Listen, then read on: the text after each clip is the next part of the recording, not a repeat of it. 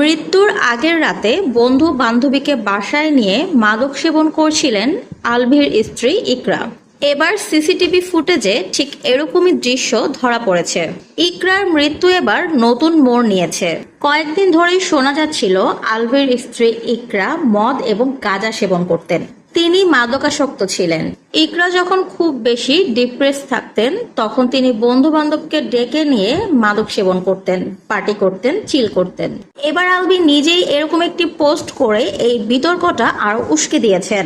আলভি তার পোস্টে লিখেছেন, ইকরা তার মৃত্যুর আগের রাতে মানে 25, 26, 27 তারিখ রাতে বন্ধু বান্ধবকে বাসায় দিয়ে মাদক সেবন করেছিলেন রাত 1টা 2টা পর্যন্ত। আলভি আরো বলেন, পরপর 3 দিন আমার বাসায় আড্ডা দিয়েছেন বন্ধু বান্ধবীদের নিয়ে। সিসিটিভি ফুটেজ চেক করলে সত্যতার প্রমাণ পাওয়া যাবে। অবশেষে সিসিটিভি ফুটেজেই দেখা মিলেছে ঠিক এরকমই একটি চিত্রের। ইকরা তার বন্ধু বান্ধবকে সাথে নিয়ে মাদক সেবন করছেন এবং হই হুল্লোড় করছেন।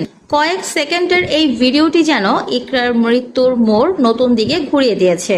আলভি লিখেছেন আরো, ইকরা যে মৃত্যুর আগের 3 রাতে এরকম করেছে বিষয়টা সেরকম না। এছাড়াও সে তার বন্ধু বান্ধবকে বাসায় ডেকে এরকমটা আর অনেকবার করেছে।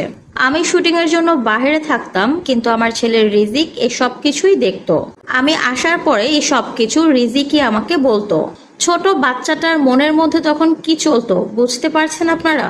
মাকে এভাবে দেখলে বাচ্চারা এমনিতেই ভেঙে পড়ে। শুধু তাই নয়, আলভি আরো লেখেন, পরক্রিয়ায় লিপ্ত ছিল ইকরা নিজেও, নাবিদ নামের এক ছেলের সাথে। 2010 সালে আলভির সঙ্গে ইকরার বিয়ে হওয়ার পর তার বাবা মা ইকরাকে আবারও আরেকটি বিয়ে দেন, সেটা আলভির সাথে ডিভোর্স না করিয়েই।